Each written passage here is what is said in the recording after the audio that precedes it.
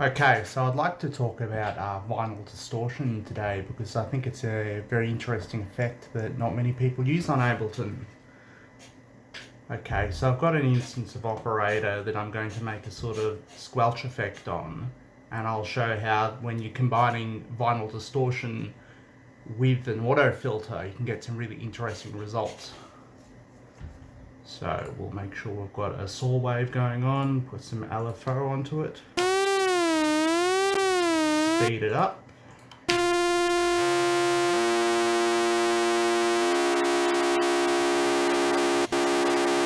Okay, drop an octave. Okay, now putting on an auto filter with a band pass at 12. Gonna increase the drive to give it some more gain.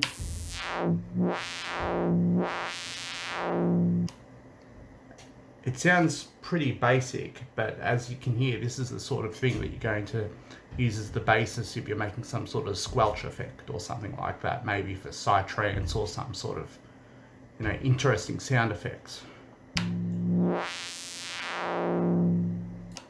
Okay, I'm now putting vinyl distortion on, and if you notice, I'm turning off the tracer model, but with the pinch zone, which I guess is what we're going to call it from now on, it can actually function like a filter in a way. If you set it to mono, increase the pinch. So this is without the vinyl distortion. Now it's sort of similar to EQ8 or something in that you can actually control the Q of the pinch model. Kind of like a notch boost or something like that.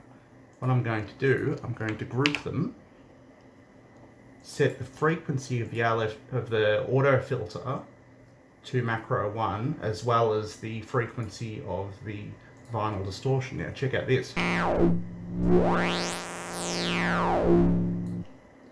You're automatically getting some interesting color on your filter. If I go very extreme, I can make it sound like there's a second resonator happening.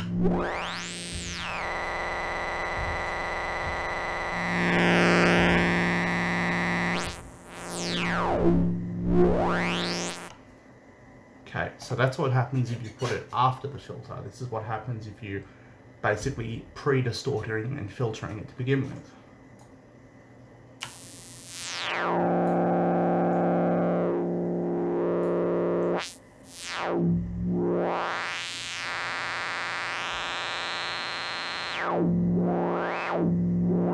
Get some interesting sort of effects like that. Now that's on soft mode. Let's have a look at hard mode now.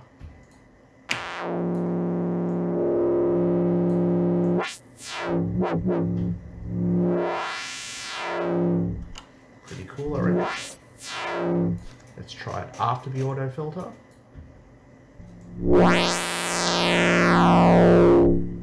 You notice we're peaking, so I'm going to just drop the drive of the auto filter.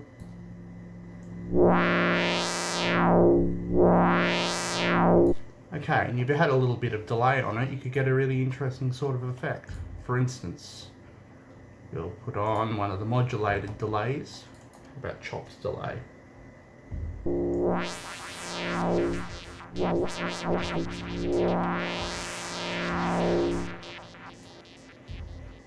Cool.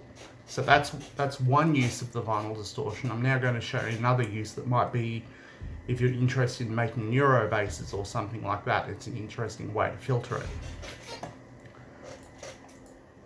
Again, on operator, I've just made a really basic sort of sound, a sort of harmonic, rich sort of bass waveform you'd use for a Neurobass.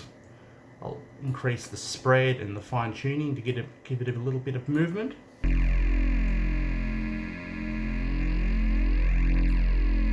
Okay, pretty dull. However, let's boost the signal.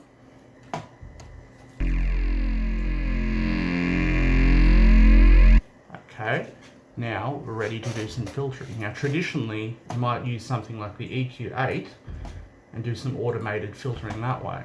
So let's have a look. Inserting a clip. working in a fairly low note. Now we're going to automate some notches. So here we go, let's make some movement. Whoa, look at that. Notch filtering.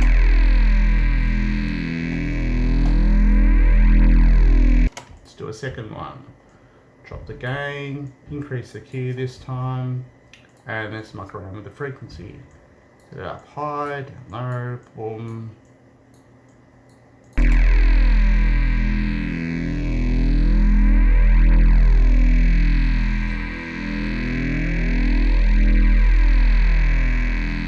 Now that might be the initial way that you would sort of give some movement and filtering before you turn something into a more thick and sort of distorted Neurobass.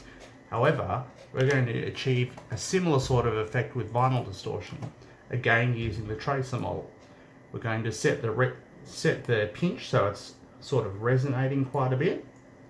Increase the gain, let's hear it. Cool. Alright, I like to think of this as notch distortion. And we're going to draw in some forms. Let's have a listen. We'll add another one. Similar sort of process. Start this one from a higher frequency.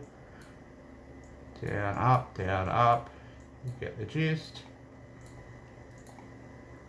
And we're going to put an auto filter with a notch, just working as an LFO, just to give it a little bit more movement. Set about there, rate pretty low. Okay, let's have a listen. Mistake, I didn't set it to mono, let's go again.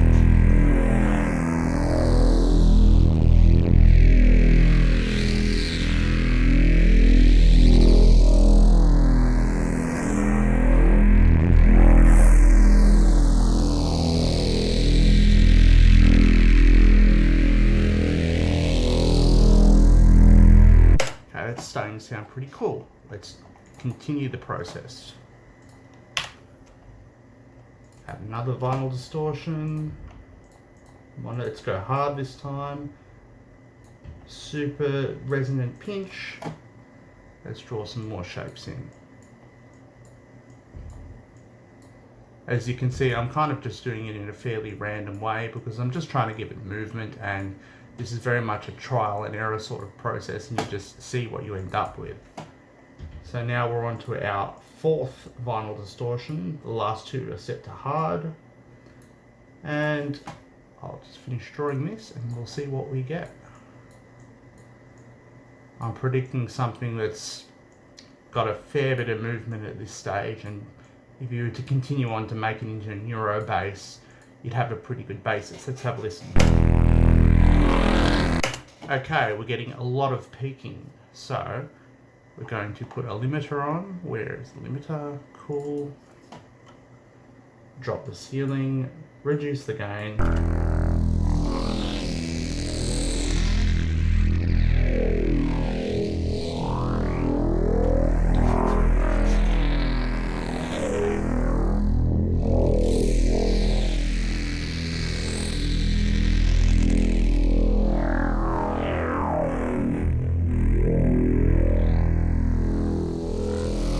Notice there's almost like almost sounds like there's a ton of filters going on, and that's because there actually is, if you really think about it, because we're notch boosting certain points and getting an interesting result. Let's record it out and just hear what it sounds like.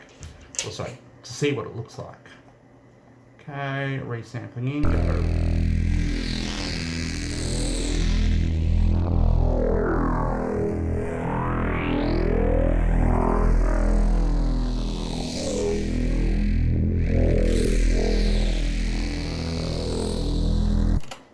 For interest's sake, let's compare it to without the distortions.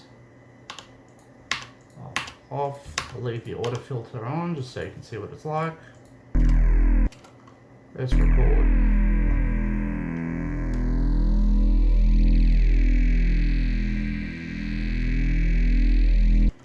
Yeah, see, the auto filter is not giving that much movement when compared to the two. Cool. So those are two ways that you can use a vinyl distortion to sort of to amplify the effects that you get from an auto filter. There are other ways to use it, which I'll be showing in the future, but I just thought it'd be interesting to share because the vinyl distortion is not an effect that I would normally use. I don't find it that conducive to creativity until I, for some reason, decided to test it out by linking the frequency with the filter. And I got some pretty good results, so give it a try and let me know what you think.